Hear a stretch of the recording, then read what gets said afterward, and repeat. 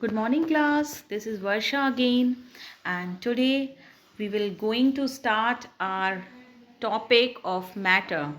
उसके अंदर जो एक टॉपिक होता है conversion of matter into different forms. हमने कल देखा था कि matter होते हैं उसके 3 forms होते हैं, right?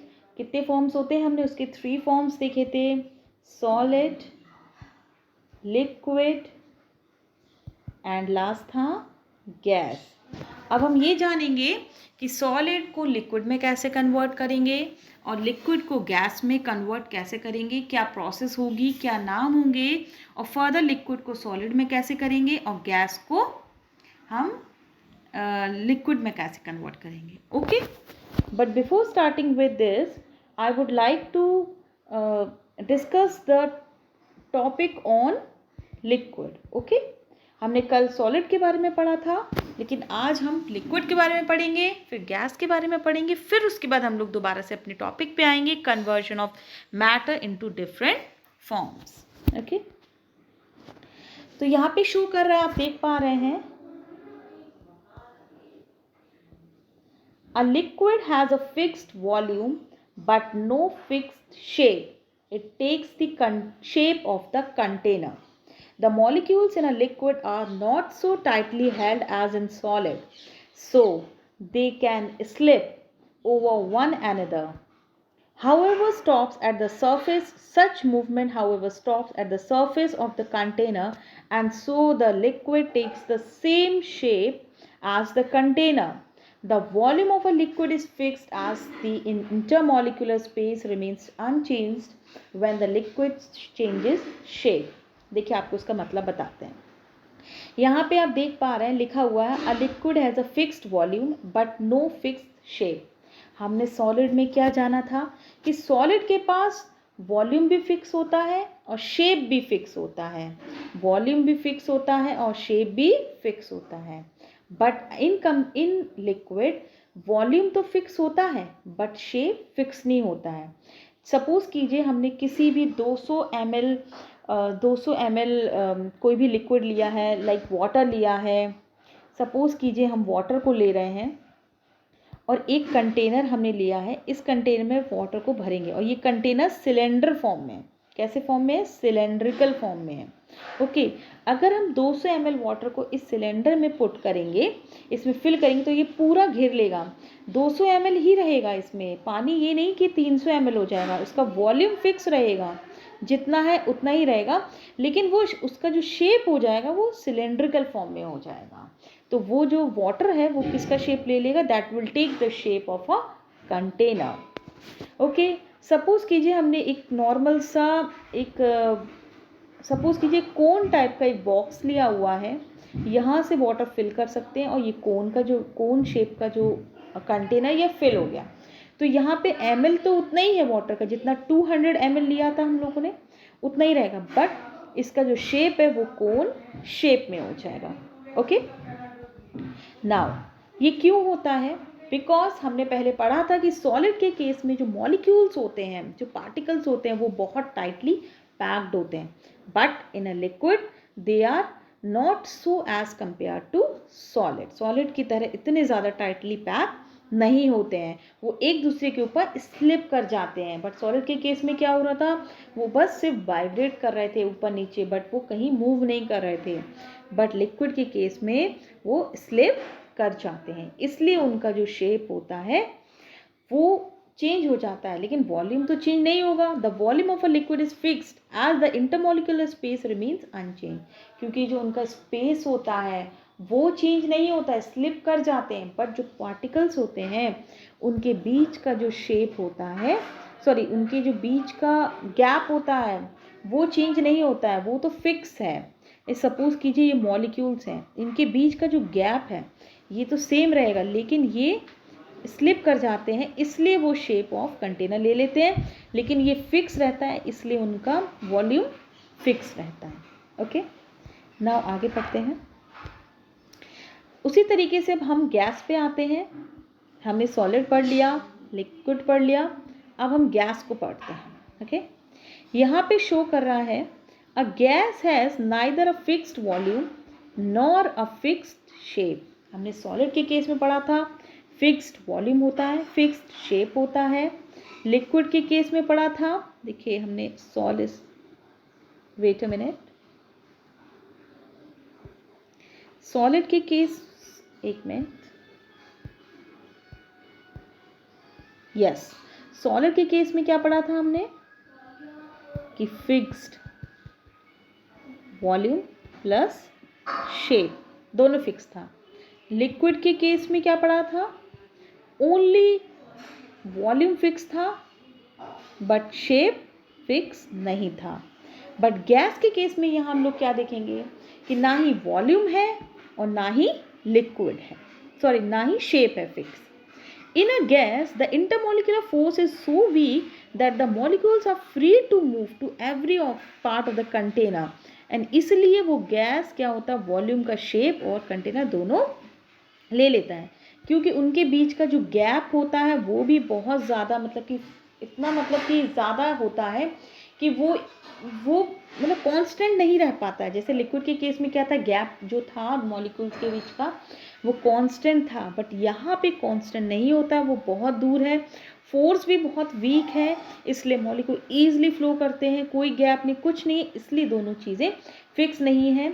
आपको पेपर के अकॉर्डिंग मेनली आपको यही जानना है, यही इम्पॉर्टेंट है आपको। ओके, नाउ आगे हम अपना डिस्कस करते हैं। ये देखिए आप देख पा रहे हैं सॉलिड, लिक्विड, गैस है। अब हम इसकी ट्रांसफॉर्मेशन, इंटरकन्वेंशन पढ़ेंगे, इसलिए आपको डायग्राम की तरह शो किया कि हमें तीन चीज़ों पे ही फोकस करना है। नाउ एक बार मैं आपको जूम कर दे रही हूँ, ये आप देख पा रहे हैं, यहाँ पे शो करा है इंटरकन्वेंशन ऑफ स्टेट्स ऑफ मैटर। 3 हमने स्टेट्स पढ़े हैं, सॉलिड, लिक्विड एंड गैस। अब हम इनको जानेंगे किस तरीके से ये कन्वर्ट होते हैं। ओके,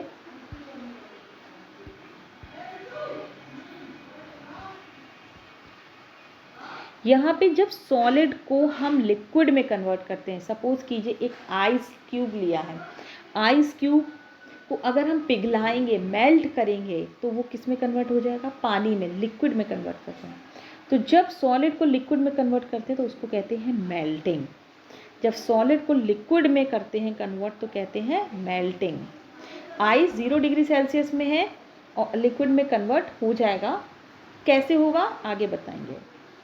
नेक्स्ट, अब सॉलिड को लिक्विड में कन्वर्ट कर लिया, वाटर बन गया, ये था आइस, ये है वाटर, कन्वर्ट। इस वाटर को अगर हम वेपोराइट करेंगे, वेपोराइजेशन कैसे करेंगे आगे पढ़ेंगे, हीटिंग देंगे, हीट के थ्रू ही हो पाता है, तो उसके वजह से ये क्या होगा, बॉइलिंग करेंगे, उबालेंगे, ये किस में कन्वर्ट हो जाएगा, गैस में कन्वर्ट हो जाएगा। ओके, देख पा रहे हैं, देख लीजिए।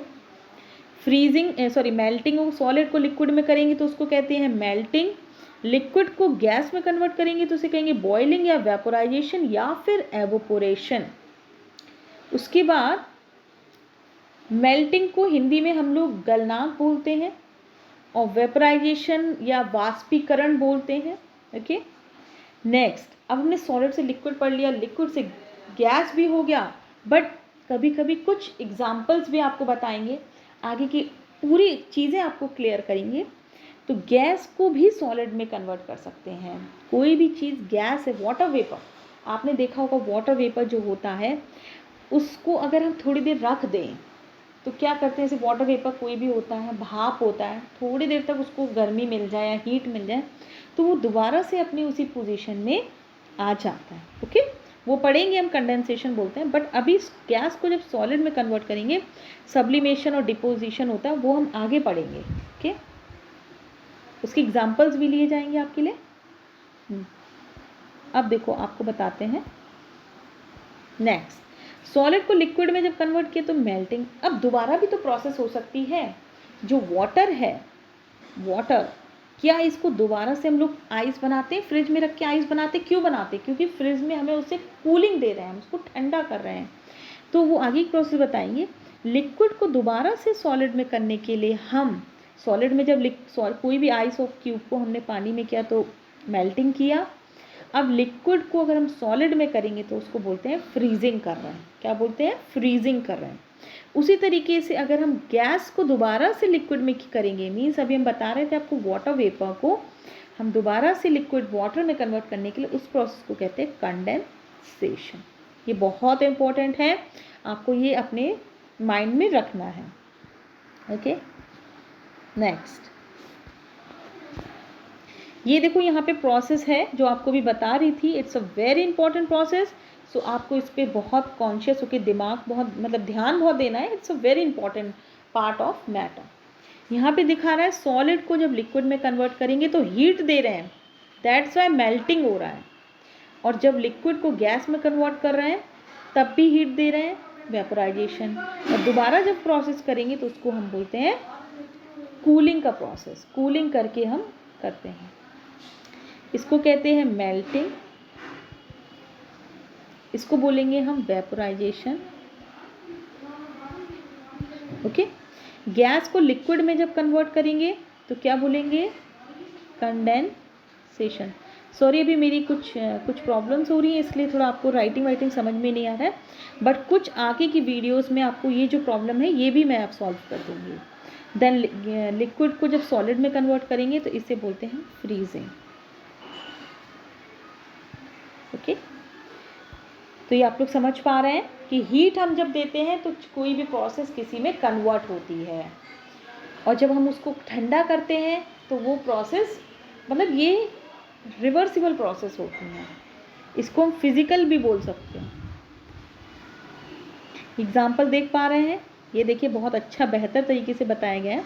Example of change of state, एक आइस क्यूब लिया है हमने, उसको हीटिंग कर रहे हैं, गरम कर रहे हैं।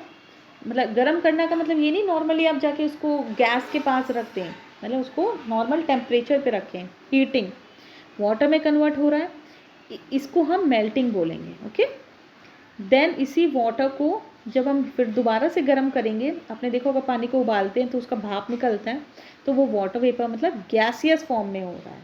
किसमें हो रहा है? गैसियस फॉर्म में हो रहा है।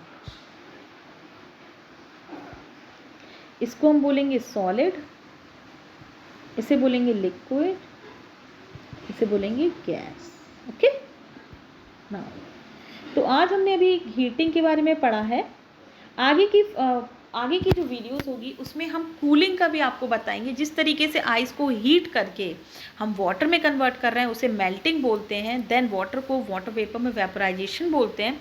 ये गर्म करके आगे की जो प्रोसेस होगी उसमें हम आपको कूलिंग का भी बताएंगे। ओके, कूलिंग करके कौन सी प्रोसेस होती है, सब्लिमेशन प्रोसेस भी बताएंगे, उसके फर्दर एग्जांपल्स भी बताएंगे, बहुत सारी चीज़ें बताएंगे आपको। तो मेरी वीडियो पे प्लीज़ बने रहिएगा और मुझे मोटिवेट करिएगा ताकि मैं आपके लिए और अच्छे वीडियोज़ प्रोवाइड करूँ। Thank you so much class.